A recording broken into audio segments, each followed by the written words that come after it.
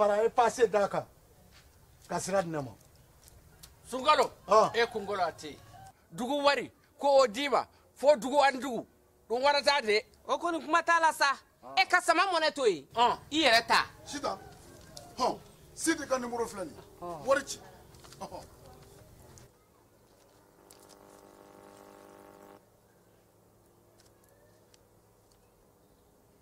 war sera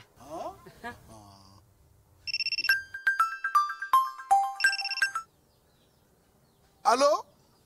ye wari sɔrɔ o ɲɛna tiɲɛ yɛrɛ la ko ni sama bɛ maa min ɲɛ ko n komi t'i gosi ngonga sama mone I yere ta a sɔngɔ ka nɔgɔ ni Mali wari ci sira bɛɛ ye dépôt ye fu ye wari bɛ ci fu ni application ye wa bɔsara ye musaka fitini ye sama mone jini kuran bɛ sara n'a ye crédit bɛ ta n'a ye sanni feere bɛ kɛ n'a ye sama mone ni anw maliyɛnw ta ye a y'a si filɛ ka ngalon bɔnda tap stand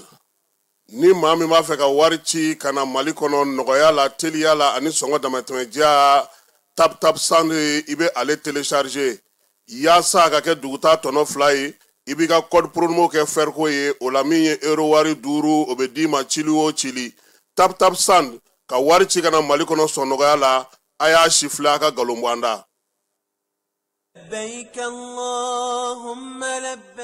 Agence Dunia Travel Service ako abibu nyamasegi foli kɛ ka ɲɛsin a ka sango hiji denw ma aw minnu ye danaya ta ka da kan aw ka hiji labɛn ni a kɛcogo ɲuman na n'an taara hɛrɛ la ka segi hɛrɛ la dumuniw ka ɲi bɛrɛbɛrɛli ka ɲi n'an mago bɛ diɲɛ fɛn fɛn na u b'a bɛɛ lajɛlen k'an ɲɛ donc an b'u fo k'u barikada directeur min tun b'an nɔfɛ n'o ye Amadu Mayiga ye a jɔra a jɔyɔrɔ la ɲɛmɔgɔya ko fɛn fɛn a jɔra a jɔyɔrɔ la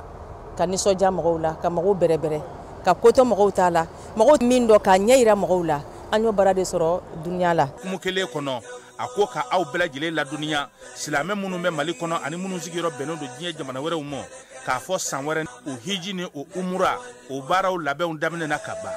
o tumana aw minnu b'a fɛ ka hiji kɛ damu lakana ni basigi kɔnɔ Agence Dunuya a kɛmɛ ko fɛɛrɛ bɛɛ lajɛlen tigɛ ka hiji kɛcogo ɲuman kalanw bɛɛ lajɛlen labɛn ka bila aw ɲɛ min ye k'a dɔn siyɔrɔ ni damu ye ka surunya aw ka bato kɛ yɔrɔw la dumuni lak'i ka sanuma o bɛ tobi ka bila aw ka bolo ka saga n'a ka waati bɛɛ lajɛlen la dɔgɔtɔrɔ jolenw olu bɛ aw nɔfɛ hiji kɛ yɔrɔ ani bato kɛ yɔrɔ wɛrɛw bɛɛ lajɛlen la yɔrɔ bɛɛ ani waati bɛɛ baw bolo kuma dɔ o ka wusa ne de sen ka di ye Agence Dunia Travel Service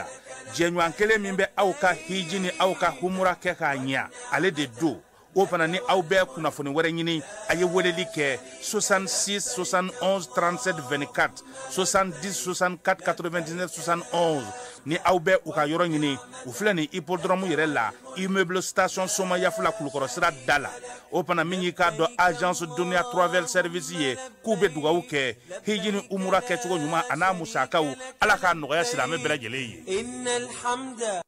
لبيك اللهم لبيك En balma on est kunafolié kabo commission des agences du voyage du Mali. Mali agent de voyage ou commission ba. Kuba ni malien befe ni ya leini ka fo kata hejila ika wuli kati to sebe agence la agence min be ni ya kanu. Ko kadaka 2026 hiji ko Saudi Arabia ka sharia gelembata le 31 décembre 2025 no ya so mo min to ma sebe abena gelade o de koso agence ka tomba no de commission ye kuba ni malien befe ko wuli kuma don o de ka usan singa die de ko agence be kelme ki ka daile ka malien ku be chuga mina to ka sebe jona o de koso ne miya leini ka fo ibena ta hijila walma ki ka ma blakata ki ka wuli ka be sisan ka boli kata agence be ka fo ni ya kanu naka barata bulija to sebe ikata ke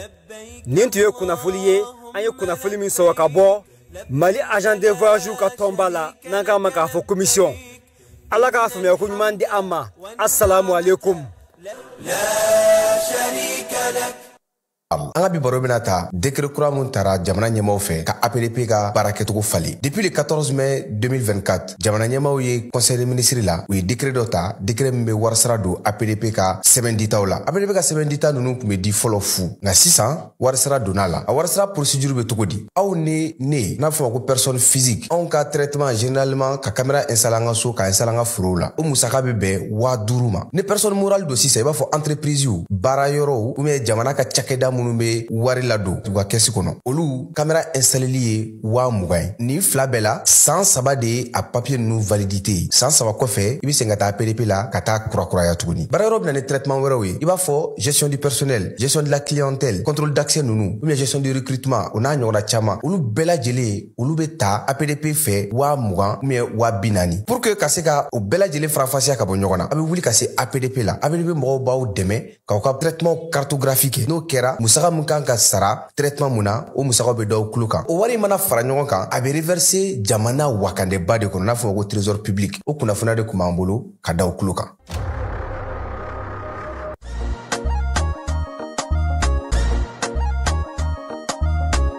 aw bisimila hôtel lafiya la ni ko hôtel lafiya wulikajɔw bolodalen don walasa aw be se ka lafiya sɔrɔ cogo min na ani hakilisigi aw ka séjour la anw fɛ Mopti yan kɛrɛnkɛrɛnnenya la Mopti Sevare ka kɛ ni kurantigɛtigɛ ye min ye hôtel lafiya Sevare ale ye wulikajɔw boloda ka se ka min ye awa fɛɛrɛ kɛrɛnkɛrɛnnen dɔw ta walasa aw be se ka lafiya sɔrɔ cogo min na aw ka séjour la hôtel kɔnɔna na n'o ye ka panneau solaire installer min ye kurantigɛtigɛ o degun aw kana o ye séjour la l'hôtel yɛrɛ kɔnɔna na réservation ka kɛ kabi sisan min b'a to aw be se k'aw ka séjour kɛ k'a sɔrɔ tɔɔrɔ tɛ aw kan degun tɛ aw kan hôtel lafiya hôtel lafiya ale filɛ nin Sevare bangetaba yanni ka se aéroport sirafara ma station laban i kiniboloya fan fɛ i bi jigi o kare fɛ mètre 200 bɔɲango hôtel lafiya ale cokolen bɛ i kiniboloya fan fɛ i be se ka weleli kɛ nɛgɛjuru siraw fɛ 21 42 14 11 76 01 01 98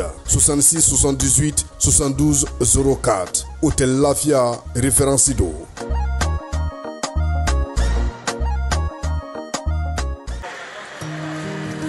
dugu kɔnɔna sigida dɔ la bɛɛ b'i ci la nga baara o baara kɔfɛ laɲini dɔ be yen laɲini min bɛ kɔlɔsili walima bololabila ko fɔ Fatu filɛ nin ye a be baara kɛ BTP de la a ye baara kura dɔ boloda k'a sɔrɔ a m'a ko fɔ EDM mɔgɔw ye o nana ni mun ye kuran fili dɔ tigɛra a ye bakuruba ninnu sɔrɔ a be ɲɛfɔli k'aw ye Fatu ta ye bololatigɛ dan ye wa a damaja mɔgɔ si la nin ye Mamadu ye taxi bolila don k'a to mɔbili bolila a ye kuran poto dɔ gosi k'a kari a ma boli wa a ye EDMSA ka centre d'appel wele a ka nin kɛwale ɲuman in b'a to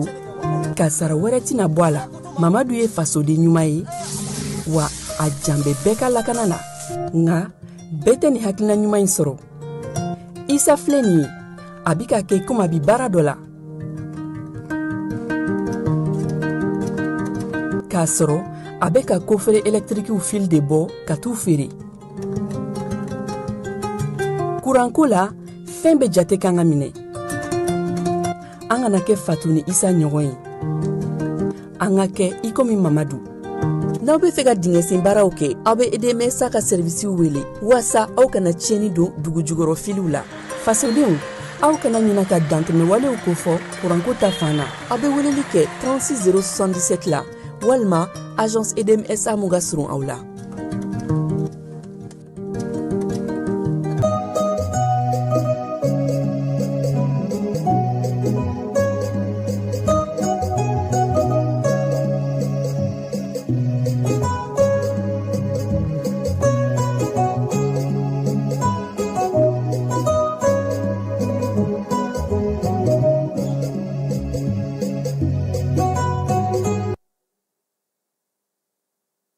filɛbaw ni an lamɛnbaw aw bɛɛ lajɛlen aw ni ɲanguma bi ye sibiri ye nanzarakalo n'o ye septembre ye ale tile 13 ye bi ye san 2025 falaye bi an bena n'an da don sanuko kuma na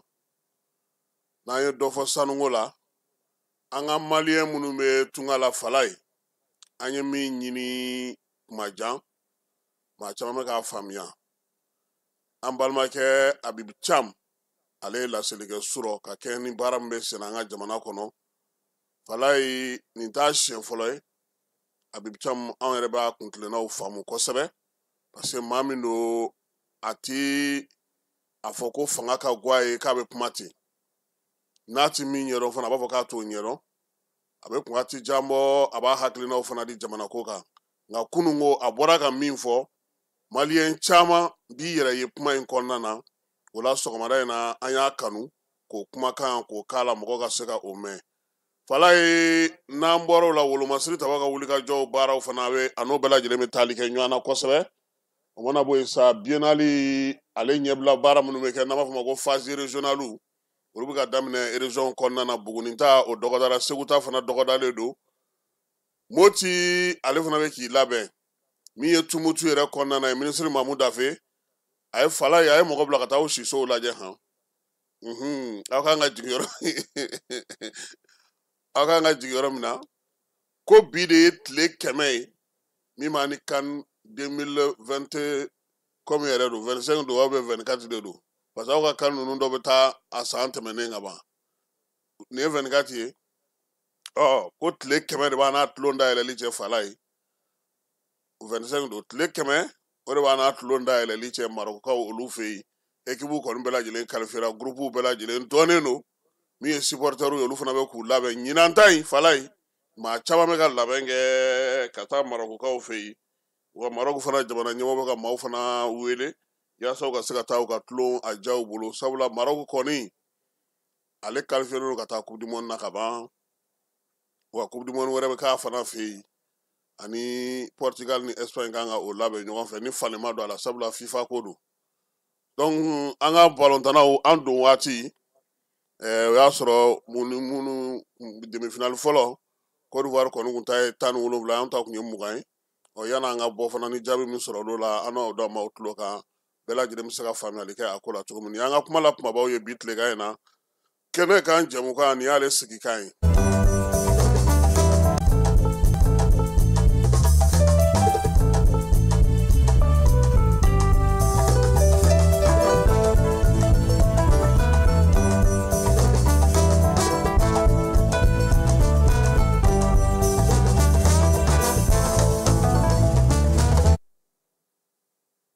fala ye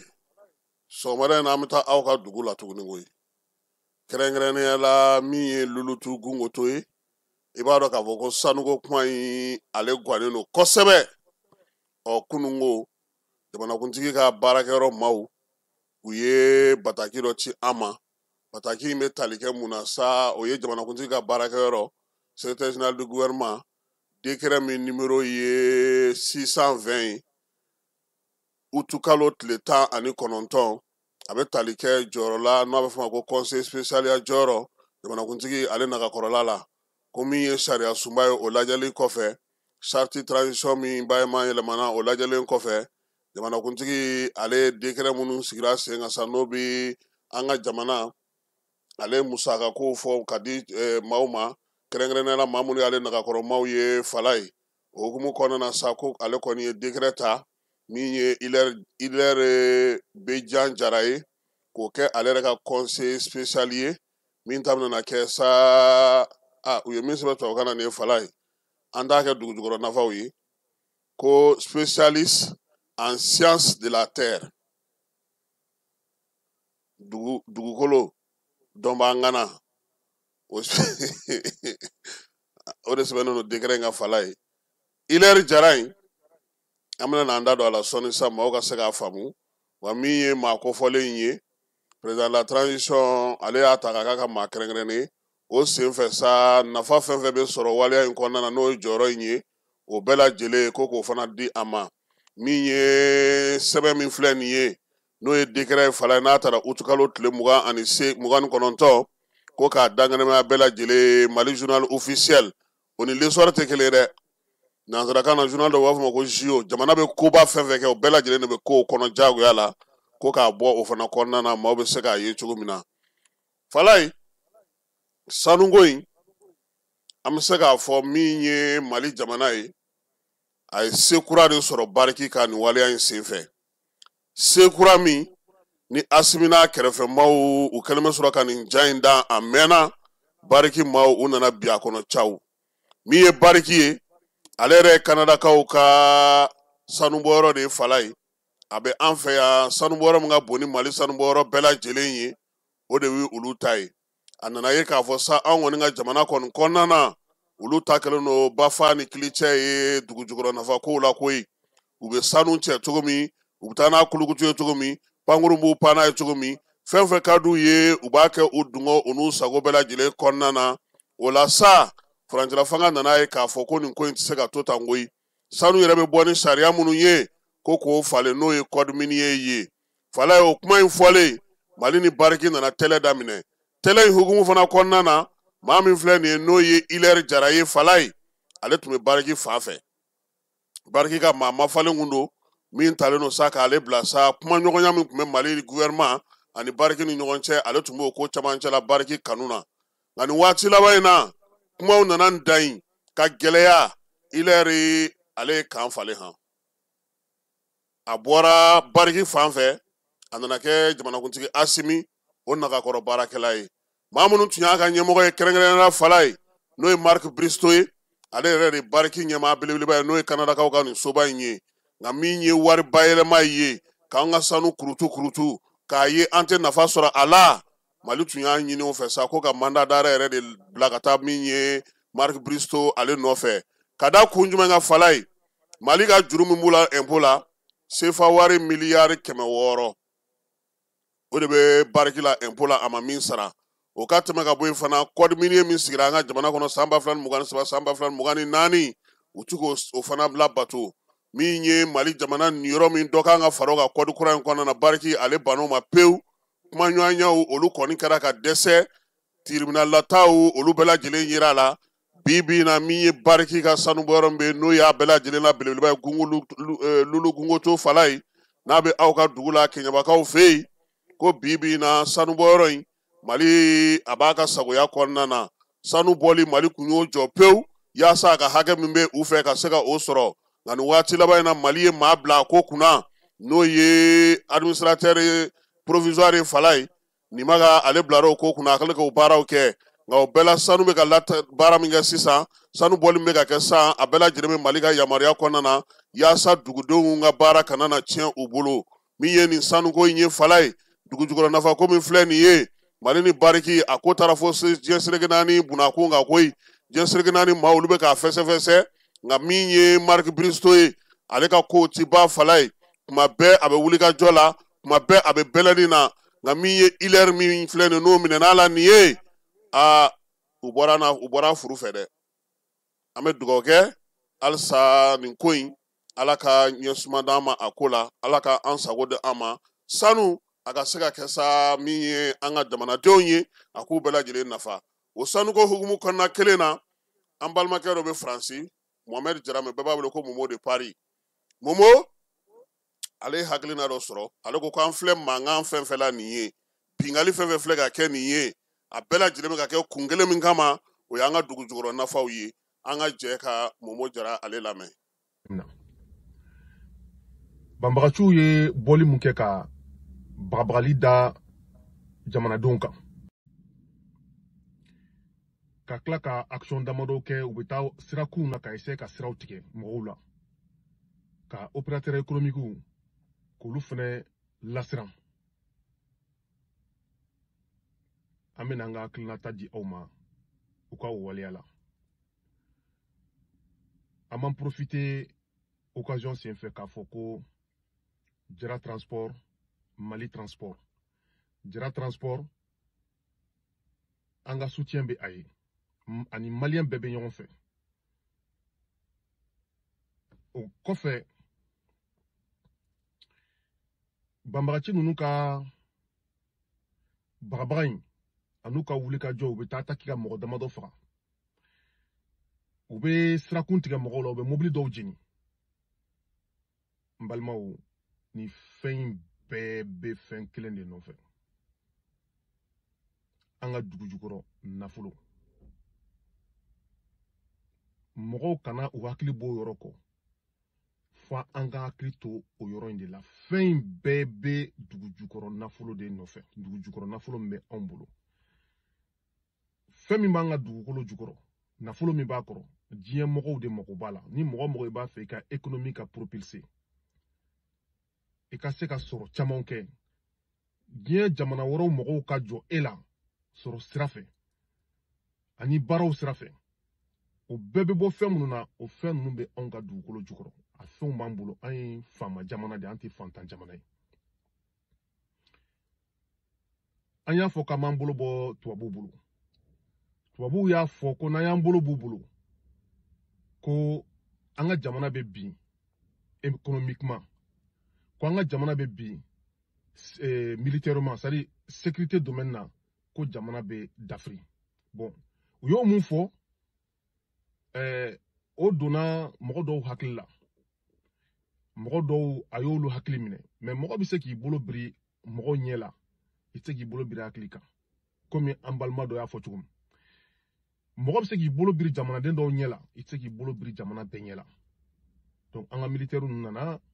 o y'a ye k'a fɔ ko kuma in tɛ tiɲɛ ye an b'an ka yɛrɛma hɔrɔnya ta an b'a yira diɲɛ mɔgɔ la bɛɛ b'a ye an y'u gɛn u taara u taalen u ka général dɔ ko sisan k'u taara u bɛ se ka waleya jugu k'an ka jamana kɔnɔ k'u to ka so k'a sɔrɔ u dagama fɔ a la donc o de la u bɛ ka banbagaci ninnu ka marifa d'u ma c'est des gens qui sont manipulés olu yɛrɛ t'a dɔn k'u manipulelen don hali karamɔgɔw bɛ mali kɔnɔ karamɔgɔ dɔw hakili la k'u bɛ ka baara min kɛ ko nin ye silamɛya ye ko baara in ka ɲi mais dogo de bɛ fɛn dɔw kɔfɛ ka fɛn dɔw de kɛ a kɛlen don ka mɔgɔ caman hali karamɔgɔw minnu yɛrɛ kalannen don kuranɛ ni minnu bɛ diinɛ dɔn olu yɛrɛ hakili minɛlen don nin ko kɔnɔ parce que a yiralen don k'u bɛ diinɛ ko kɛlɛ la k'a sɔrɔ karamɔgɔw yɛrɛ b'a fɔ minnu ye k'olu ye kafiri ye karamɔgɔw b'a fɔ ko minnu tɛ ala dɔn ko ala ye kuranɛ yɛrɛ bɛ mɔgɔ minnu tɔgɔ fɔ olu mɔgɔw de dogolen bɛ ninnu kɔfɛ olu de bɛ ka arme d'u ma olu de bɛ k'u soutenir entre parenthèses an ka dirigeants kelen ka u bolo bɔ tubabuw bolo hôpitaliw jɔra siraw bɛ ka dilan fonctionnaires bɛ ka sara armée bɛ ka labɛn minɛnw bɛ ka san wa mɔgɔ minnu bɛ économie dɔn olu tigilamɔgɔw b'a dɔn k'a fɔ ko le Mali a tenu économiquement k'i to nin na ka fonctionnaires sara k'i to nin na ka siraw dilan k'i to nin na ka hôpitaliw jɔ an ka jamana ɲɛmɔgɔw y'a yira ko kuma in ye nkalon ye maintenant pour que ka jamana dafiri tubabuw b'a dɔn olu balo de bɛ anw fɛ yen dugujukɔrɔ nafolo in n'olu b'o nɔfɛ anw fana b'o de nɔfɛ k'a kan ta ye k'olu sen bɔ a la pour que anw ka se ka bɔ an yɛrɛ la n'an bɔra an yɛrɛ la olu bɛ bin tubabuw ka ɲɛmɔgɔw y'a fɔ an bɛɛ y'a mɛn kɛlɛ in bɛɛ ye nin dɔrɔn de ye donc sisan u bɛna mun kɛ u bɛna an ka économie kase u bɛ ka usines jeni maintenant n'u ye siraw tigɛ a bɛ mɔgɔw ka donkabɔw k'o gɛlɛya a bɛ commercew gɛlɛya a bɛ sanni feerew gɛlɛya donc u bɛ ka taa sirakun tigɛ c'est juste stratégie de don pour que ka jamana économie dafiri u b'u to la u bɛ taa mɔgɔ kelen fila faga hôtel dɔw la u bɛ taa mɔgɔ kelen mɔgɔ fila faga yɔrɔ dɔw la u b'u to la u bɛ taa dugu dɔw attaquer donc ka jamanadenw ni jamana ɲɛmɔgɔw kɔ don ɲɔgɔn bolo jamanadenw bɛ siran jamanadenw b'a ye k'a fɔ k'u ka ɲɛmɔgɔw y'u bila u bɛ ka ɲɛmɔgɔw dɛsɛ u dɛsɛra tubabuw bɛ sɔrɔ ka na o la sisan laɲini ye nin dɔrɔn de ye pour que laɲini kana sabati maliyɛnw an ka kan ka kɛ kelen ye jamana ɲɛmɔgɔw aw kana to nin wagatiw aw ni jamanadenw ka fɔ ɲɔgɔn kɔ cogo si la an ka bɛnw kɛ an ka sigikafɔw kɛ an ka ɲɛsin jamana ma kɛlɛ minnu b'an ni ɲɔgɔn cɛ an k'olu bila tant qu'an m'olu bila kɛlɛ in bɛ gɛlɛya dɛ tubabuw b'an kɔ an bolo nafolo de kosɔn a bɛ k'olu de nafa a tɛ ka anw nafa depuis waati jan bi an b'a fɛ a k'anw yɛrɛ de nafa bi mali kɛlɛ fa filɛ mali kɛlɛ ba filɛ terroristes manipulelen don karamɔgɔ minnu bɛ mali la n'olu ɲɛ bɛ nin na qui sont censés ka mɔgɔw la mɔgɔw la kunu ka wuli ka ni kɛlɛ k'u ta ye ka yira terroriste la k'a bɛ ka baara min kɛ nin tɛ silamɛya ye olu yɛrɛ fana manipulelen don nin ko in kɔnɔ parce que u ɲɛ t'a la Mali kɛlɛ ye nin de ye. Alors moi j'appelle à tous les Maliens an ka tugu an ka ɲɛmɔgɔw kɔ u ka se ka kɛlɛ in kɛ anw de ye an ka tugu an ka ɲɛmɔgɔw k'u ka kɛlɛ in kɛ anw de ye armée kelen tɛ se k'a kɛlɛ kɛ u n'anw de bɛ se k'a kɛ ɲɔgɔn fɛ.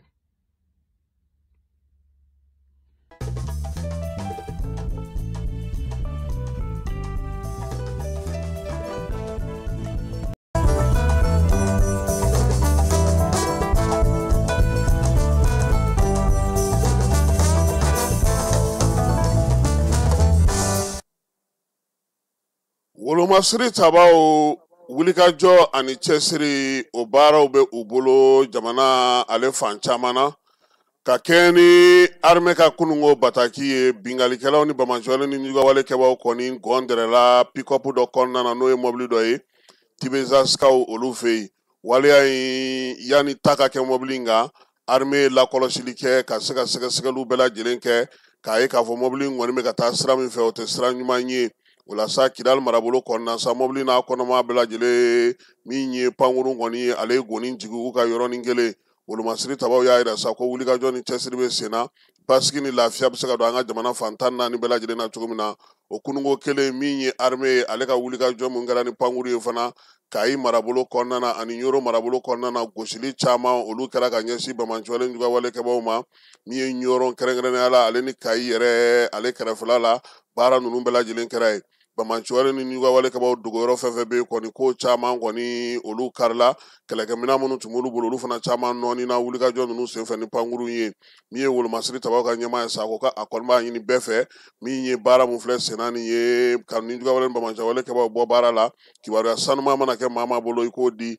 armée ka wulikajɔ n'a ka cɛsiri foyi tɛna b'o la yaasa baara ninnu bɛ se ka kɛ cogo min na hakilisigi ni basigi ale kɔnɔna na fala hukumu kelen kɔnɔna na sa maliden minnu bɛ kɔ kan u bɛɛ lajɛlen tɛ kelen ye n'o y'a sɔrɔ dɔw bɛ yen olu kɛlen don ka sira wɛrɛ ta i n'a fɔ an y'a fɔ cogo min fala ye ni ko kɛra ni politiki ko don i bɛ se ka bɔ k'i hakilina fɔ fanga ye ko dɔ kɛ a ma ɲɛ i bɛ se ka bɔ i bɛ hakilina fɔ politiki baara dɔ kɛra kiiri dɔ tigɛra waleya dɔ kɛra sɔrɔ ko ta na sira fɛ i kuntilenna n'i ka ko faamuya cogo ye min ye o dagalen don maliyɛn bɛɛ lajɛlen o yɛrɛ tɛ kɔkan mɔgɔ dɔrɔn i bɛ yan o i bɛ kɔkan o bɛɛ lajɛlen yamaruyalen don i k'i hakilina fɔ o la bonya ni karama kɔnɔ k'a sɔrɔ i ma nɛnini kɛ nka fala ye faso yɛrɛ bɛ jɔ ni tuloma minnu ye sɔrɔdasiw bɛ o la o de la bi an balimakɛ Abibu Cam a ma bali ne kɔnɔna a ka ni laseli ma bali ne na sabula n b'a la kɔlɔsi a mɛnna a ka kuntilenna ni maa caman ka kuntilenna tɛ kelen ye wa k'a fɔ fana ko hakili su bɛ don a la k'a bɔ a hakilina kan ayi kuma dɔ a bɛ se ka fɛn dɔ fɔ a bɛ gɛlɛya i ma nka a ka miirina don a n'a ka ko faamuya cogo la a b'a kɛ bonya ni karama kɔnɔna na a ye min fɔ kunun fala ye an ka jɛ an k'a lamɛn a kuntilenna ye maa caman b'i yɛrɛ sɔrɔ a kɔnɔna na. Salut Internet. Maliens aw bɛ fo dan tɛ foli min na aw balimakɛ don Abibu Cam depuis Paris l'enfant de Crémis. Maliens an bɛ bi jeudi la le 11 septembre 2025. Maliens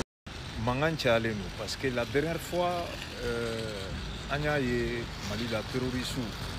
à nous je vais dire ça comme ça nous dɛmɛbagaw komi dɔw ko ten ko mɔgɔ kana fɔ ninnu ma ko terroriste k'i ka fɔ ko djihadiste ko sinon ko terroriste tɛ bon ne b'a fɔ n ko terroriste ne t'a fɔ n ko djihadiste ne b'a fɔ n ko terroriste et terroriste de don n'u dɛmɛbaga bɛɛ bref ko bina jara basa a bɛ hakɛ to quoi kuma fɔcogo la basa dɔ sigilen don ko bina jara k'ale bɛ maliyɛnw menacer ale bɛ maliyɛnw jatigɛ k'u siran k'u girin des voyous quoi en fait i b'a ye maliyɛn dɔw de bɛ k'o ta k'o kɛ héros ye quoi kabako don a ka bɔ hakili ma bilahi c'est-à-dire j'ai l'impression que on bɛ ka reculer de régresser de non pas avancer et puis Mali kɛlɛ la de 2012 à nos jours il y a certains Maliens ils n'ont rien compris ma foyi faamuya wallahi u t'a dɔn fɛn min bɛ sen na quoi donc par conséquent u bɛ réagir c'est-à-dire voilà cogo mun ka d'u ye et puis bon voilà penser que tout va bien quoi mais non ils se trompent La dernière fois, dans une vidéo que j'ai demandé aux autorités qui ont explication d'Audi parce que Jamana Kononi que ça soit vrai ou faux. Parce que sur les réseaux sociaux, il se passe beaucoup de choses. C'est-à-dire, fin nous mettons mes réseaux sociaux à Kakan, Bokake, Kanyefolike Mouye, Tiendo ou bien Galono. Wali que les mesures mimobolo kata n'inkola pour rassurer la population. Nyen de Boragna kuma fokwa. Au fait, bon, gouvernement Bora, en dire pas Bora qui a communiqué ni fait c'est bien. Maintenant, il faut tout simplement, il y a certaines personnes au lieu de boulot, ni quelle est la contre Assimi, ni te Assimi fait. Donc tout est permis pour que Fanga déstabiliser. C'est-à-dire que ils ont prêt à pacter avec les diables pour que Kouka Djamana bi. Parce que Mirina Mimolou Kounadro, Assimi a d'une manière ou d'une autre. Or que moi, Tcham, au Ténéka Mirina et Kadamunka, il ne faut pas oublier l'histoire. En même temps, je n'ai pas oublié. Et ce qui se passe, ça fait qu'il y a certaines personnes éloignées de Kaboula. Moi, je ne peux pas collaborer avec ces gens-là. Et je ne peux pas accepter. Et je dénonce. C'est très clair. Djemima Mankou n'était quoi. Donc, il y a des terroristes, ça dit que Barade est à leur place, comme Assimia Fokateme. Mais c'est la vérité. Itise, Mamounu Mekanga Moro Faraka Dgouchi. Ebo Oluka Louangi quoi. Ça dit Ebo Oluka vidéo de partager quoi. Pour qu'un message ou c'est là, comme Moke héros minte héros, Bina Djara c'est qui. A Klene Jolen qui l'a tesséné la Billahi. Billah a tesséné là. Bon, on devait attaquer que héros comme Malien Papa Boudjat. Par qui? Par certains Maliens. C'est inadmissible. Moi, je vous le dis très clairement, c'est inadmissible.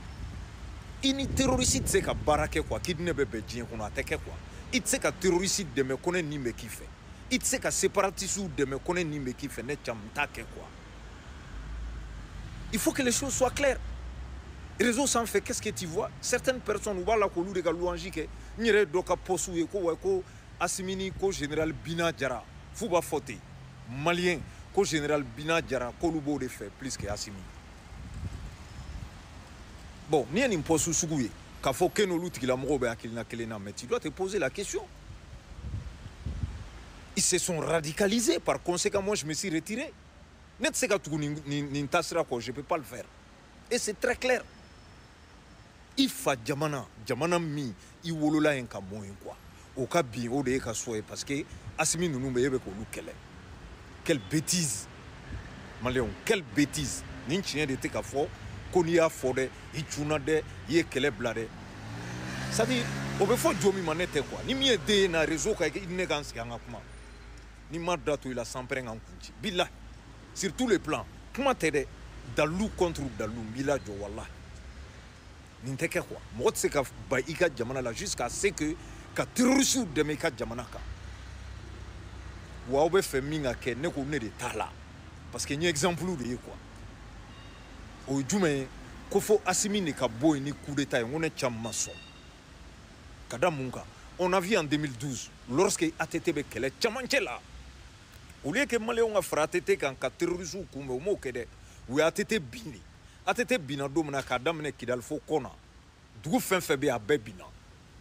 Yoro jante, akera encore 2012, beba kalama. Amamede. Moi j'ai des souvenirs moi. Ika politique kele ke quoi. Assimi mandia kele quoi chuko mukadie. Moi c'est pas mon problème. Mais kata fara djihadisou ka ou ko luka promotion ke wala kele ko mo kana folu ko terroriste. Mon frère. C'est-à-dire, machima n'iniga que malien quoi. Mon chité qui a fait la kaki que malien. Il n'en a sourire malien li. Il fani bani moke.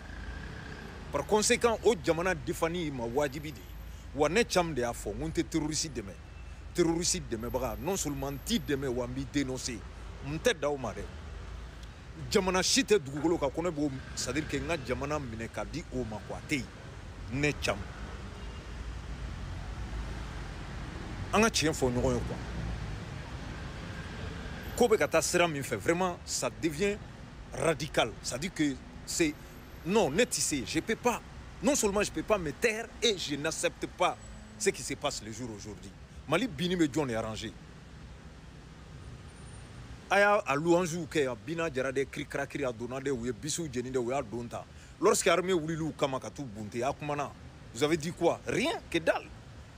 À un moment donné, il faut qu'on ait raison de garder. Ça, c'est purement politique. Mais tu ne peux pas déstabiliser ton propre pays parce que nous ne faisons pas la quête au fait. Je n'accepte pas. Ni injustice il faudra dénoncer, c'est ton droit absolu. Ni minkera namanye à fort. Nous et des chambres dans Namandi et Boyka fort, mais aller jusqu'à terroristes ou barakou placé là. Dans un dendo qui les réseaux sans faire quoi et on nous terroristes de demain à Siminka. Et d'un coup de main, côté faux. Toi, tu as la bouche pour dire pour les autres, mais datem aurait fait que tu as faux quoi. Comme ça que tu dis. Tu as quoi jamana fait quoi. Voilà. Donc ni coup de gueule marqué parce que n'y a pas là depuis quand il me gars qui n'est pas suit. Et j'attendais que nous n'ayons pas communiquer de que. Voilà pourquoi on a vidéo terminé na mboranya kuma fo. Ngo muna ote boka kuma population fait. Parce que mi me ka fouiller ou be ka da au-delà, mi me ka yurla ou be ka da au-delà. Awere bora au-delà ka kuma fo. Ko information ga di attend. A djele tien ka fo malien we. Malien me dawla ou ba tu ko ka barake. Mais na tura kana ça veut dire que ka to mo do de be bo réseau ka munu me ka terroriste ka barake kana malien kuna foni. Olu be nyuma fo. Ubejumane fo, ubejumane ira. Hal ni bisi mi attaquera ube gribasa ka bo. Non seulement ta ira, ni ne kera c'est triste ka konane, ube bo de kan nisojana. Voilà pourquoi je dis que on gagne mai. Voilà, ni en fo kibe ka assimile demain. Mi dabara badenja fo. Kana dauma de wole ka direti la kana sigi. Question fin fait ja dugukolo ka poser. Mbi bo fientri fait billahi. C'est dokera quoi. Il y en a marre avec ces gens-là. Ça dit que vous avez fait des choses. Nous, des fois, nous avons un rond-point, porte de sortie, ils sont en train de tourner autour du rond-point, vous avez fait sortie. Nous avons fait des choses. Nous avons fait des choses. Nous avons fait des choses. Nous avons fait des choses. Mais en 2012, nous avons fait des choses. Mais pas question. On ne peut pas accepter en tant que chicane. Coup d'état sur coup d'état parce que mimbe olu banda oui. On va faire coup d'état qui assimina kadi do oui. Oh munu mena coup d'état qui assimina do phénomène à faux ko luto fait de coup d'état ka ke. Jome Johnny malide en tien. Ite mirini cerveau ya. Faut arrêter vous conneries. Sur ce mbalma au vidéo tobe ko fait. One love à vous tous. Falay. Ni tu es Abib Chamga la seli. Ngo aye min bila bɔlɔlɔ sira fɛ an bɛ segin ka na Bamako minisiri min bɛ jamana kɔnɔ lakana kunna ale tun bɛ minisiri min bɛ wolomasiri tabaw bɔ nɔ na kɛrɛnkɛrɛnnenya la fɛɛrɛ kɛnɛ b'a dɔn k'an ka sigi an ka jamana kɔnɔ n'o bɛna tali kɛ lakanako la Mali ni Turki jamana ka bolo di ɲɔgɔn ma jamana 40 o de bɛna ɲɔgɔn sɔrɔ Mali kɔnɔna na yan k'a daminɛ novembre kalo tile 11 ka taa bila tile 14 na baara in nun donnen don maa minnu fɛ sa olu ye barosigi kɛ barosigi min kumatigi kun ye minisiri Dawudi ye nka kɛrɛnkɛrɛnnenya la yaasa ka se ka faamuyali k'a la bamanankan na sa Amadu Degeni ni ale yɛrɛ ye commission nationale d'organisation ɲɛmaa ye Fala ye Vamara ka micro baara la ale ye laseli kɛ an ka jɛ k'aw lamɛn. Bamesi kun de ye e ka n bi diɲɛ bi yɔrɔ min na bi an bɛ se k'a fɔ diɲɛ ɲagamilen don kɛlɛw de bɛ fan bɛɛ fɛ tɔɲɔliw de bɛ fan bɛɛ fɛ c'est pourquoi Mali n'a ka partenaire Turkiw olu de jɛra ka ni salon organisé Bamako yan nɔ salon min don a ɲɔgɔn ma deli ka kɛ farafinna parce que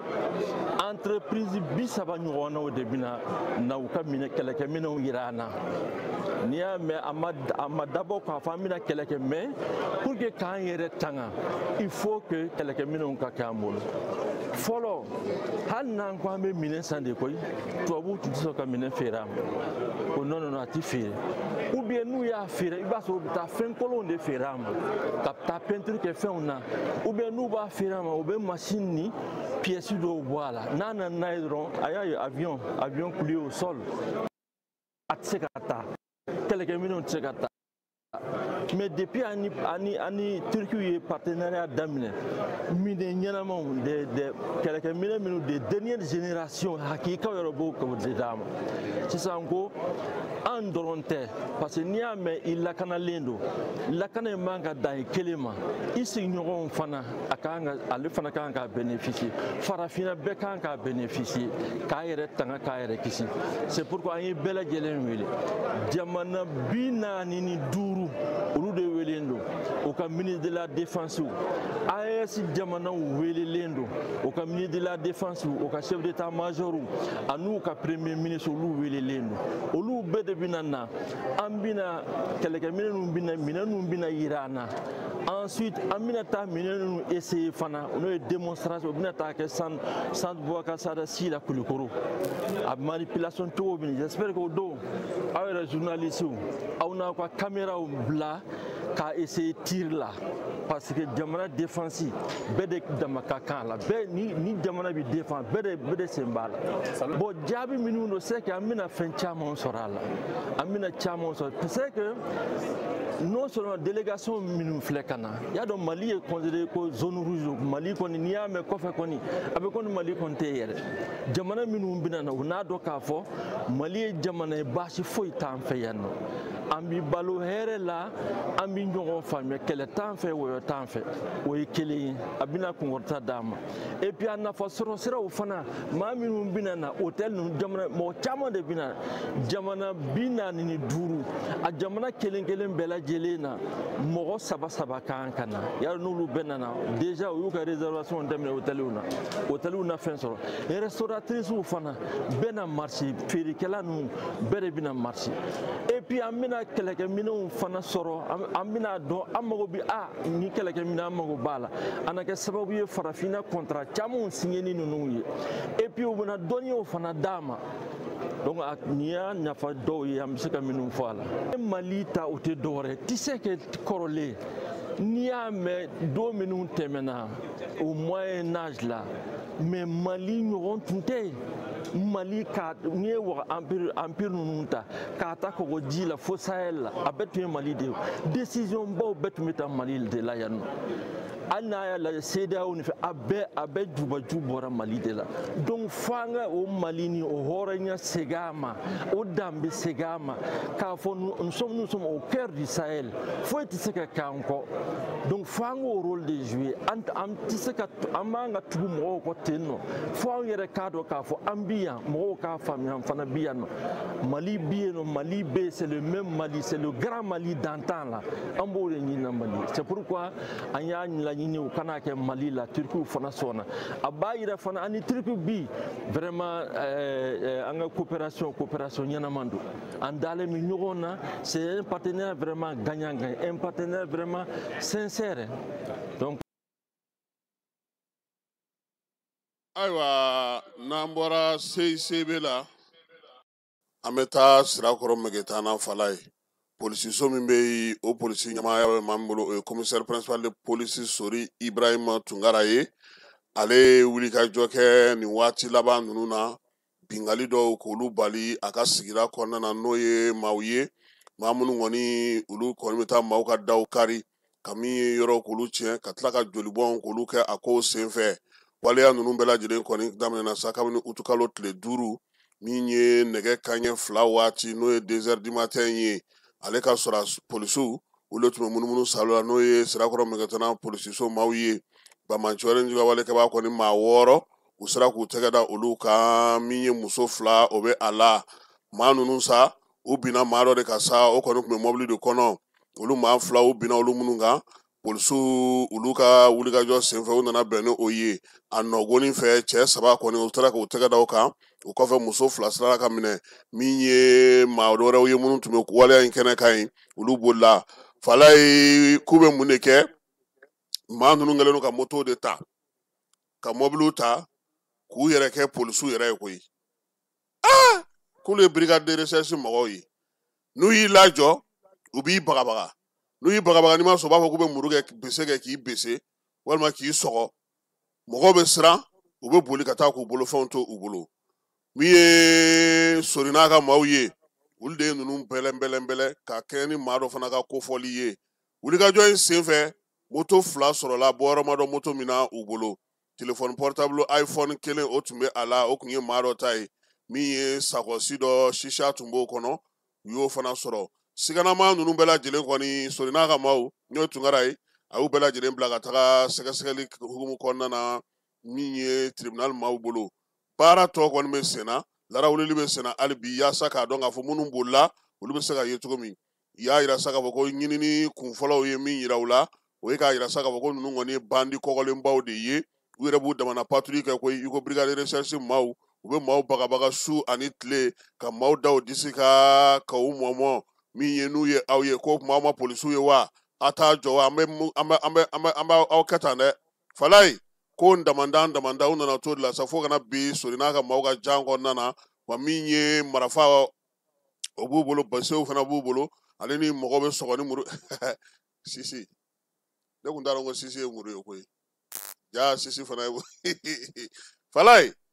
n mɛnna n ka ko la ani n tora a la bɛɛ lajɛlen bɛ ɲɔgɔn kɛrɛfɛ o polisilakaw ko sa k'olu kɔni ka sɛgɛsɛgɛliw bɛ sen na u bɛ min ɲini sa o ye k'a fɔ wolomasiri tabaw bɛ baara min na bi a kɛ kun ye dugudenw ka lakana ye an ka kinw n'an ka bolodaw bɛɛ lajɛlen na polisi ɲɛmaaba n'o ye contrôleur général de police Yusu Kone ale ye laɲini min k'u fɛ sa o la timɛli sira don ka kɛ n'u ka minisiri n'o ye Dawudi ye o ka bilasiraliw n'o ka kuntilennaw ye jamana yɛrɛ ɲɛmɔgɔ min sa min ye wolomasiri tabaw ye u bɛɛ lajɛlen bolo dilen don ɲama nin waati in na basigi ni lafiya bɛ se ka sinsin cogo min ye tunkara ye a ko a b'a ɲini dugudenw bɛɛ lajɛlen fɛ sa siganama fɛn fɛn mana ye u ka polisilakaw bɔ a kalama walima finitigilakaw basigi ni lafiya o bɛ se ka na cogo min na an ka sigidaw olu kɔnɔna na.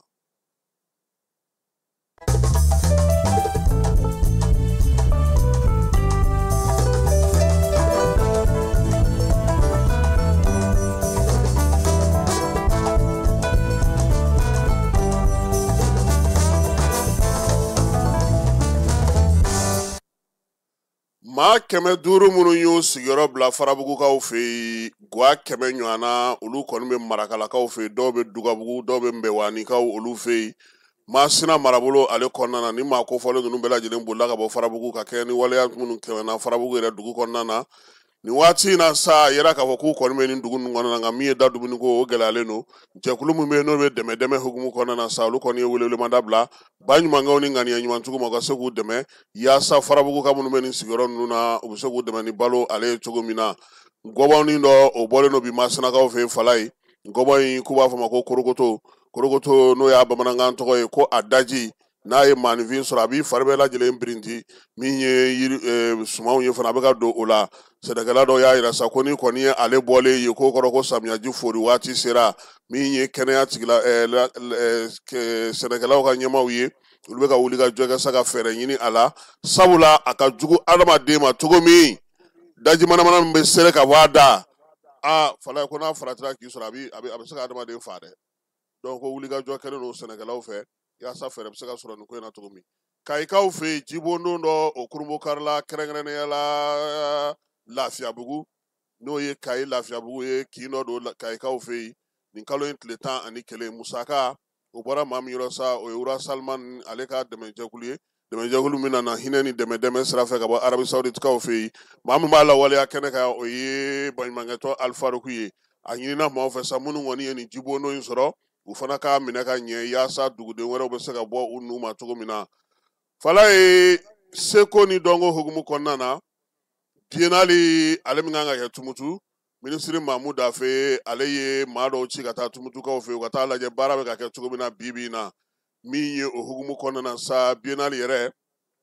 u taara sa ni maa kofɔlen ninnu sente maaw b'a la nka u bɛɛ lajɛlen ye jɛkulu kɛrɛnkɛrɛnnen min sigilen don sa ka se ka biennale labɛnni kɛ yɔrɔ minnu n'u taar'o lajɛ sa o ye Ali Farika tɔgɔla so n'o o ye Sali Ali Farika ye Flamme de la Paix u taar'o yɔrɔ lajɛ Sedrabu u taar'o fana lajɛ min ye stade municipal min bɛ Tumutukaw fɛ yen maaw kan ka jigin yɔrɔ min na u ye nin bɛɛ lajɛlen lajɛ baaraw bɛ ka kɛ cogo min na ka t'u ɲɛda o kan min ye biennale yɛrɛ i b'a dɔn k'a fɔ ko ale kɔni bɛna daminɛ Tumutukaw fɛ yen min ye décembre kalo tile 18 ka taa bila tile 28 na tile 10 jate don o la sa labɛn minnu kan ka kɛ maaw kan ka jigin yɔrɔ min tulonkɛw kan ka kɛ yɔrɔ min ɲɔgɔndanw kan ka kɛ yɔrɔ min ale ni ko yɛrɛ daminɛli kan ka kɛ kɛnɛ minnu kan u taara nin bɛɛ lajɛlen lajɛ baara k'a ka se ka lajɛ min ye maa kofɔlen ninnu ye sa n'o ye mamu dafe ka délégation maaw ye Falaye u taara gouverneur fana fɛ yen ka taa ɲɛfɔli k'o ye baara bɛ cogo min wa n'u seginna ka na Bamakɔ tuma u nana kimɛli kɛ yanni minisiriw yɛrɛ ka wuli ka taa u ɲɛjɔ kɛnɛ ka baara min bɛ yen sabula ninnu ye techniciens de ye olu taara yɔrɔ kɛcogo lajɛ baaraw bɛna kɛ cogo min na tumutukaw olu fɛ yen dunanjugu so minnu b'a la olu bɛɛ lajɛlen fana lajɛ ka fɛɛrɛ ni dabali sigi sen kan sa baara ale bɛ se ka teliya cogo min biennale min filɛ nin Falaye a ɲɛbila baaraw bɛ senna fana kɛnɛ kan han Buguni ale bɛ k'i labɛn k'a ka phase régionale k'o baaraw bɛɛ lajɛlen sigi sen kan ni Ala sɔnna ma Bugunikaw ko sa ko k'a daminɛ nin kalo in tile 24 ka taa sa tile 30 ma olu bɛna n'u ka phase régionale sigi sen kan kɛrɛnkɛrɛnnenya la Buguni dugu yɛrɛ kɔnɔna na a kɛkun ye sa Buguni ale ka se ka maaw sɔrɔ minnu bɛna bɔ a ka cercle kɔnɔna na ka se ka a yɛrɛ tɔgɔla tlon groupe k'o sigi sen kan n'o y'u ka troupe régionale ye min kan ka t'u jeniyɔrɔ fin kɛrɛnkɛrɛnnenya la Tumutukaw fɛ yen décembre kalo nata ale tile 18 a n'a tile 28 kɛrɛnkɛrɛnnenya la bɛɛ lajɛlen bɛ se ka taa cogo min na o ko kɛnɛ kan wa ni waleya kelen nin bɛ ka kɛ an ka marabolo 19 bɛɛ lajɛlen na sa n'o ye phase régionale ye hakɛ min waleya min fɔra hukumu kɔnɔna na nin kalo in don yanni nin kalo ka sa bɛɛ lajɛlen ka se k'i ka tɔn o labɛn Falaye kɔkan kibaruyaw la sa nin waati in na kɔni Israel ale kɛlen don ka yɔrɔw kalaya kosɛbɛ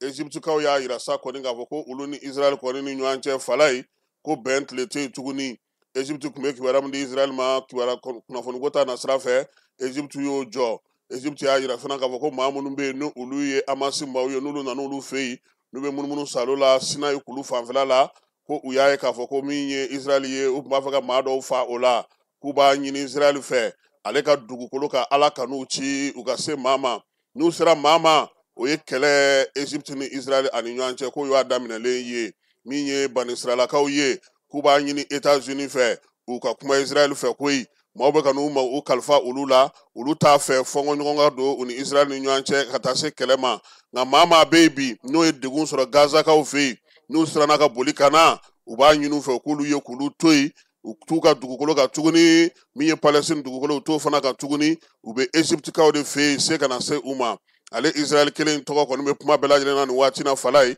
a ye Kadari Doha a ye yen bugubugumani senfɛ sa Hamas maa falenba caman ni tora waleya in senfɛ u y'a yira sa k'a fɔ ko kɔni ye diɲɛ selekina ni josariyaw yɛrɛ bɛɛ lajɛlen sɔsɔli ye Israel fɛ Israel ko maa ye bamanjɔlen jugawale kɛbaa ye ale tɛ bɛnkan lajɛ a tɛ kɛlɛban lajɛ n'u taara dugu o dugu la ni se b'ale ye ale bɛ t'u nɔfɛ ka t'u bugubuguma wa ale tɛ se k'u to yen sabula ale bolo bi waleya min don maaw kan ka jɛ ka ni jugawale ni bamanjawale ni jatigɛwale kɛbaa k'u kɛlɛ cogoya suguya bɛɛ lajɛlen na nka min ye bɛnkan min kun sɔrɔla k'a fɔ k'u ka kɛlɛ mada min ye Israel ye k'ale mago t'o la tuguni Arabi Saoudite Émirats Arabu ani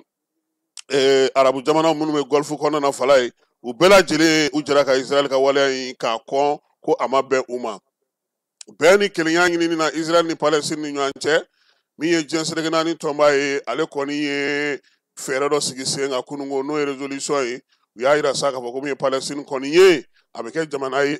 jamana 142 olu ye bolokɔrɔta kɛ ka sɔn o min ye o résolution in ma Israel kɔni ko k'ale ma jɛn ni résolution in ye bi a ma jɛn n'a ye sini sabula ko ale bolo ɲɔgɔlɔnbɔ don Palestine k'a tɛ se k'a yɛrɛ ta ka taa yɔrɔ si wa a kelen tɛ jamana 10 o faralen don a kan o waleya in na États-Unis bɛ o jamana 10 cɛman ale ni Argentine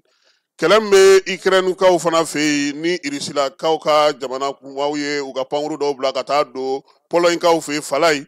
o fana bɛ ka taa sira wɛrɛ fɛ tuguni Rusilakaw ko k'olu kɔni ka pankuru n'o y'u ka drone ye 22 ka taa se 25 ma k'u y'o de bila ka don Pɔlɔɲikaw fɛ yen koyi ko 5 kun kɛ kun ye sa ka se ka Pɔlɔɲ yɛrɛ ka kow lajɛ ani OTAN bɛ fɛɛrɛ minnu na Pɔlɔɲikaw fɛ yen k'olu lajɛ a ko jasiran fɛ sa min ye nanzara jamanaw ye olu wulilen don k'u jɔ min ye Union Européenne ye ko nin ko tɛ se ka to ta ko kɛlɛ don min ye OTAN ye sa ale yɛrɛ ye wuli ka jɔ kɛ ko Sentinelle Oriental n'o ye kɛlɛkɛcɛw ye sa k'olu fara ɲɔgɔn kan pankuruw bɛ u bolo u ka jamanaw dancɛw la ka kɛɲɛ ni Pɔlɔɲ ye u y'a yira sa k'a fɔ ko jamana caman kɔni wulilen don ka musaka don o ko la Faransi b'o la Allemagne Danemark ale ni Anglais olu bɛɛ lajɛlen sɔnnen don o ko in ma IS jamanaw olu bɛ k'u ka kɛlɛkɛdenw caya Falaye Mali Burkina Niger yaasa ka se ka bamanjɔlen jugawale kɛbaaw kɛlɛ Burkinakaw fɛ yen denmisɛnnin kura 500 olu kɔni ye kaligasiyɛn kɛ drapeau ɲɛkɔrɔ ko olu bɛna fara wolomasiri tabaw kan muso 16 b'a la école de sous-officier min bɛ yen n'o ye gendarmelakaw ye sa u bɛɛ lajɛlen ye kalan kɛ o kɔnɔna na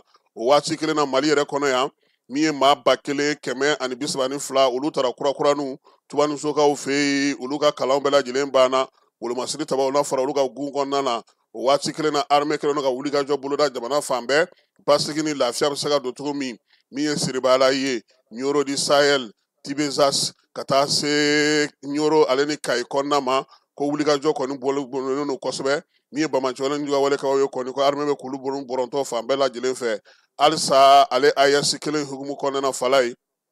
min ye Mali jamana ye wulikajɔ sa ale bɛ o la Irisilakaw fɛ yen kɛrɛnkɛrɛnnenya la Mali ni Biélorussie Mali ka lasigiden bɛ Moscoukaw fɛ yen ale taara ka lakodɔnni sɛbɛn kɔni di Biélorusikaw ka jamanakuntigi ma n'o ye Alexandre Lutsenko ye u y'a yira sa ko kumaw ye tali kɛ min na sa o ye ka dɔ fara halisa bolodiɲɔgɔnma bɛ Mali ni Irisi jamana cɛ kɛrɛnkɛrɛnnenya ani Biélorussie ni ɲɔgɔn cɛ yɛlɛma bɛ se ka don sa n'o bɛna na ni fɛlɛ in ye ka kɛ ni AES ale ŋunanfanw ye o baaraw ye tali kɛ o la lasigiden ale fana ye Biélorusikaw fo k'u waleɲuman dɔn a bisimila ko ɲuman na ani min ye tulo jɔlen u kɔrɔ k'u ka kuma lamɛn kuma tɛ nin waati na AES tɔgɔla kuma ninnu bɛɛ lajɛlen bɛ ka kɛ ni Irisilakaw ye musaka min bɛ sigi sen kan yaasa ka se ka Bamacɔla ni juguya walekɛbaw kɛlɛli baara kɛ Mali jamana ale ko a sen bɛ o la o wulikajɔ hukumu kɔnɔna na sa min ye ni gɛlɛya ni Bamaci walew ka se ka bali an ka jamana kɔnɔ ani ka kalanw sigi sen kan k'o baara dɔw bɛna bila sen kan yaasa jamanadenw bɛ se cogo min na k'u jɔ u jɔyɔrɔ la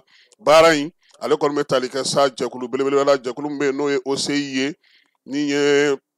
silamɛ diinɛ maaw ka tɔnba ye ale k'an ka na Bamako ni Ala sɔnna ma sa décembre kalo in tile 2 ka taa sa tile 4 ma fala ye o jɛrɛ fɔlɔ musaka ka se ka di ka nin waleya ninnu kɛlɛ OCI fɛ o bɛna kɛ Mali ale kɔnɔna yan bɛɛ lajɛlen bɛna na ɲɔgɔn sɔrɔ yan n'o ye silamɛ jamanaw ye ka se ka o baaraw kɛ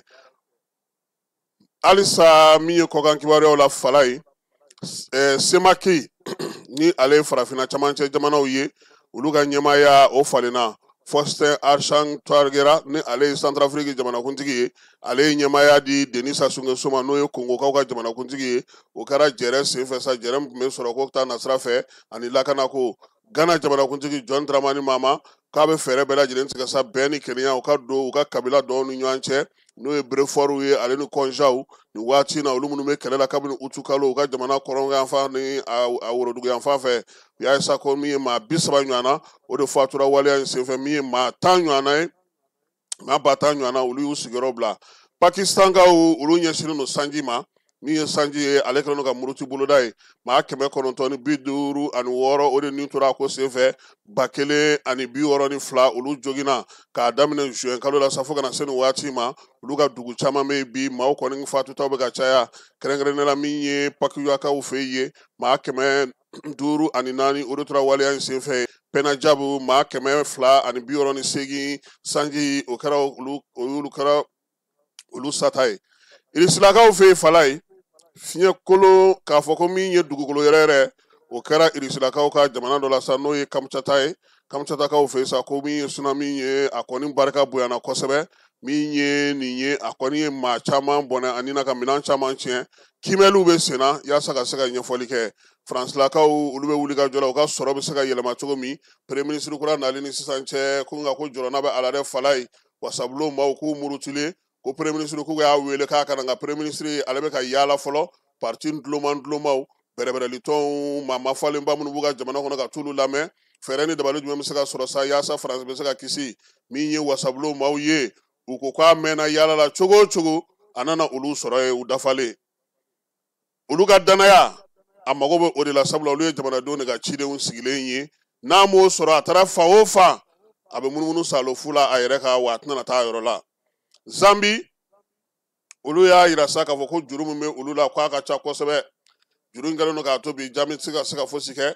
kuranko ta na sira fɛ dugujukɔrɔ nafaw bɛ sɔrɔ cogo min na a bɛ ka taa o cogoya kelen fana na juruba minnu b'u la sa kabini san 2021 san kana se san 2021 kana se san 2024 ma fala ye k'u bɛ k'o de ɲini k'o sara Brésil ko ale ye misi caman baden de feere ɲinan san daminɛ na Chine ani Irisilakaw ma waati min na États-Unis y'i ka daw tugu ka dɔ fara a ka sɔrɔw kan min ye Brésil ye ale kɔni kɛlen don ka misi caman baden ta ka na o feere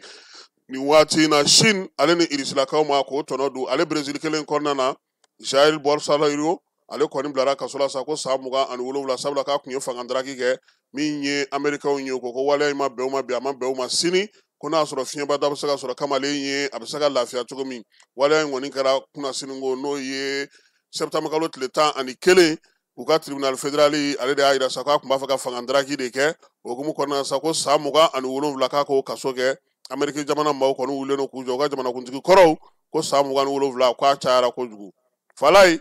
farikolo ɲɛnajɛko ta na sira fɛ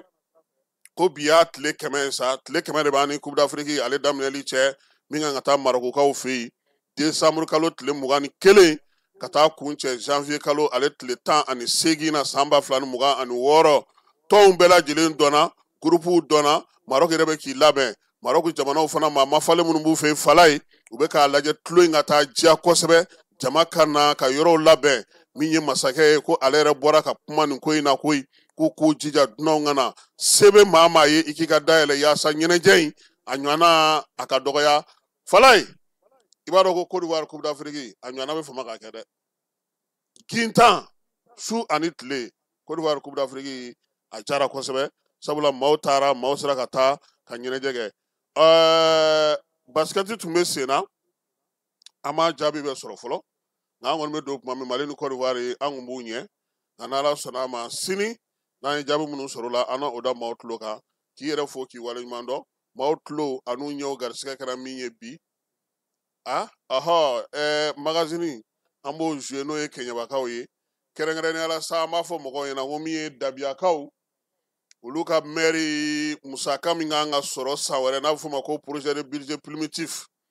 falayi ale ye dugudenw wele u ka na ko tiga wɔrɔ ɲɔgɔn kɔ fara ka ca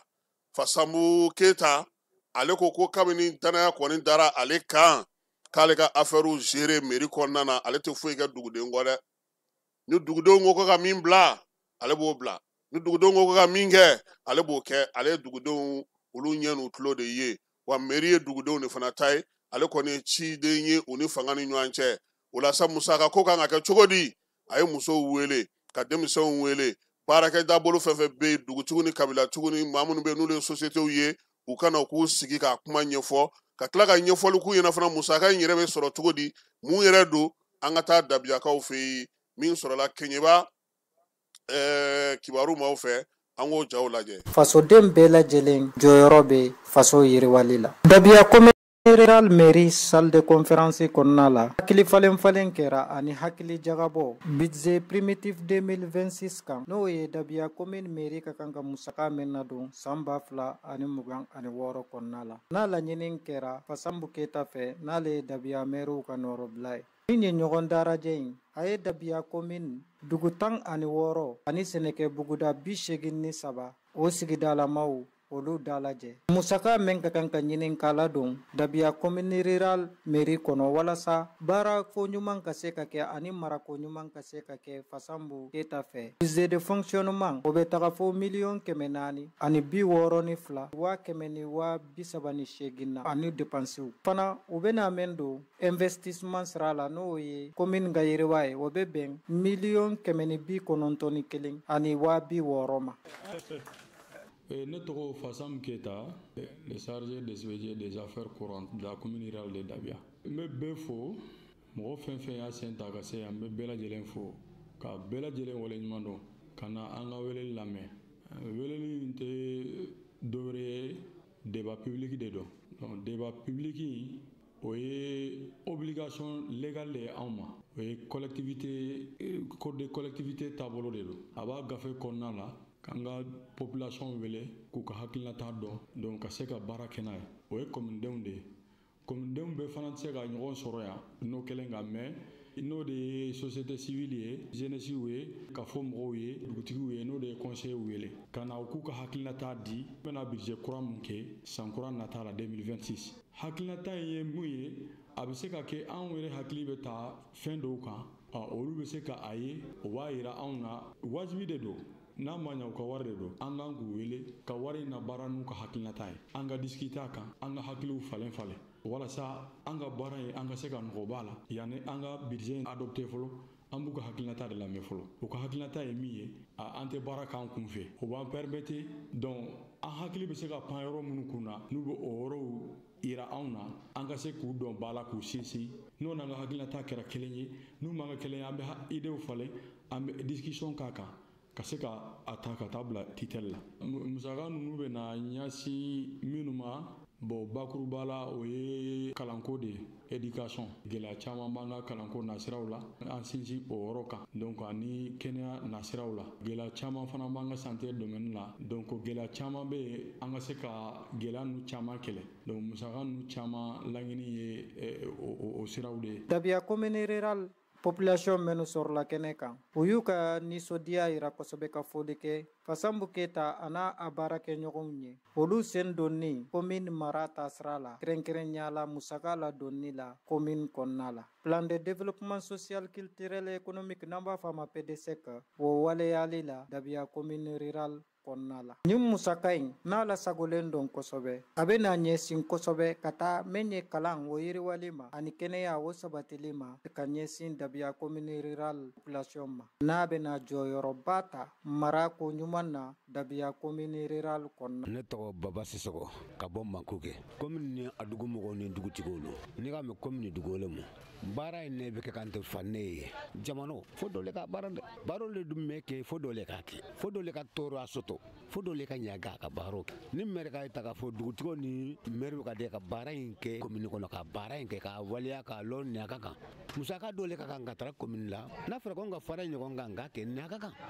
laɲini ba bɛɛ bɛ ala taara ka ne jamana ye ala ka ba suma ye ne dugu kɔnɔ bɛ k'a fɔ n tɛ laɲini min tɛ yɛrɛ mais laɲini min bɛ ne fɛ bi ne man ko kɛ ekɔliso dɔgɔtɔrɔso an ni misi wasara an daga don commune baara la nafolo ko musaka ko fanfɛla la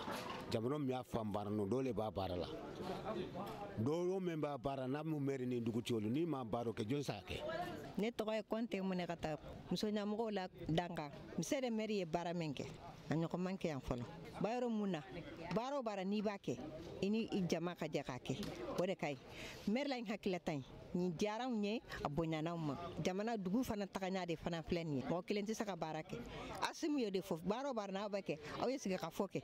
e kelen na ide ani jama la ide kelenw tɛ e dun bɛ jama la baara de la a maire la in diyara ne a bonyana ma ayi an hakilata ba sɔrɔ ne tɔgɔ Ibrahima Seydi ne alimami ye Dabia ya ka monsieur le maire fɔ a n'a nɔfɛmɔgɔw bɛɛ ni mun le dɔrɔn ka kilira kɛ ɲɔgɔn na parce que fɛn o fɛn ni sigi ka fɔ t'a la n y'a tɛ sɔrɔ a ma mais n'ale ka sigi ka fɔ kɛ ko o ko la i b'a ye solution bɛ sɔrɔ a la a bɛ se ka labɛn cogo min wala t'a fɔ tɛ ko fanga bɛ jama la parce que n'i y'a ye fara-fara bɛ kɛ kan hali tɛ hakilina la mais n'ale y'i sigi ka fɔ ka bɛn kɛ fɛn kelen na a kɛra cogo cogo ni dɔw bɔra a la o tɛ se ka hali hakilinata in bali ka kɛ wala o kama an b'a fɔ an nisɔndiyara parce que kuma in ba sigira a tagara fan kelen. tɔn dɔ bɛ yan ko association faso dɛmɛ ɲɛmɔgɔ de ye ne ye n bɛ foli kɛrɛnkɛrɛnnen ta k'a ɲɛsin maire n'a nɔfɛmɔgɔ bɛɛ lajɛlen ma parce que ale de ye nin miiriya sɔrɔ ka ɲɛ ɲɔgɔnsɔn nin organiser Dabia mairie la bi ɲɔgɔnsɔrɔ min ni bɛ se ka fɔ a siɲɛ fɔlɔ de ye nin ye jamana ɲɛmɔgɔ yɛrɛ Asimu Koyita a fɛnɛ ka laɲini ye nin de ye jɛ ka fɔ aw bɛ sigida kelen na n'aw jɛra ka fɔ kɛ aw bɛ bɛn n'aw bɛnna hɛrɛ bɛ na abi ala k'an ka laɲini sabati. n tɔgɔ Mamadou Traoré conseil communal de la jeunesse ne y'o Segale an bɛ maire fɔ k'a fɔ a ka initiative in na je peux dire c'est la première fois an ka bɔ nin kalama tila ka commune dugutigi bɛɛ lajɛlen fɔ ani jeunesse bɛɛ lajɛlen maire ka bi weleli pour la provision de budget 2026 u mako bɛ hakɛ mun na u k'an ka musaka mun ɲini ani dépenses mun b'u bolo u y'o ɲɛfɔ ka tila tuguni an ka ɲɔgɔn sɔsɔ pour avoir n'a sɔrɔla hakilinata bɛ sɔrɔ mun bɛ se ka u accompagner donc a diyara an ye kosɛbɛ kosɛbɛ donc an kɔni y'a bɛɛ faamu ka ban an ye caman discuter fɛn caman b'u bolo initiative kun ka ɲi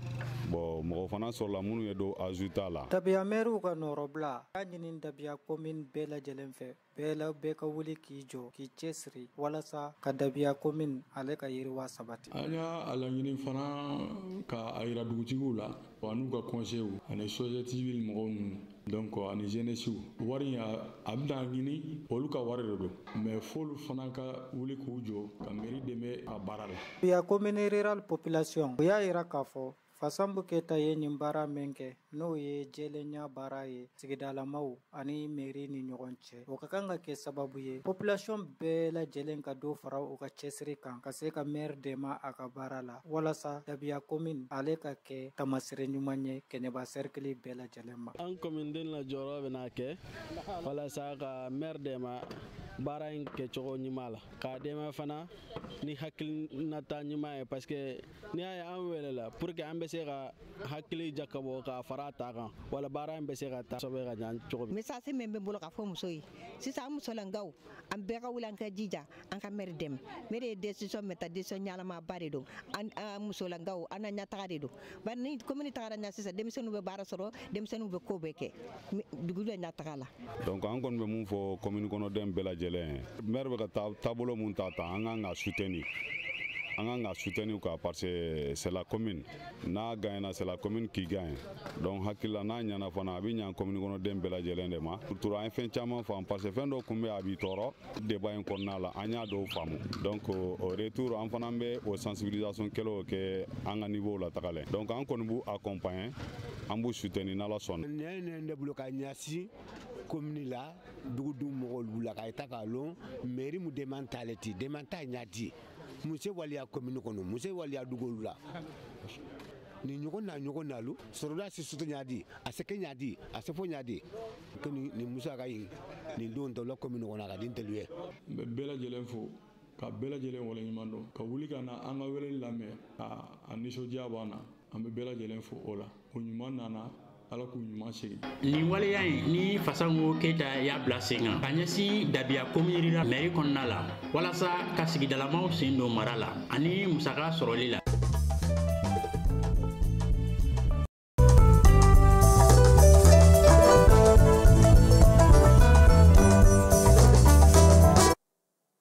Dabiya kibaruyaw bɛ dan sigi an ka bi tilegan in na kunnafoni na jɛmukan kɛnɛ kan ale bɛ dan yan fana ni Ala sɔnna ma sini nɛgɛ kanɲɛ 18 aw ni ne ni Fala ye Ala k'an sijɔ k'o kɔnɔ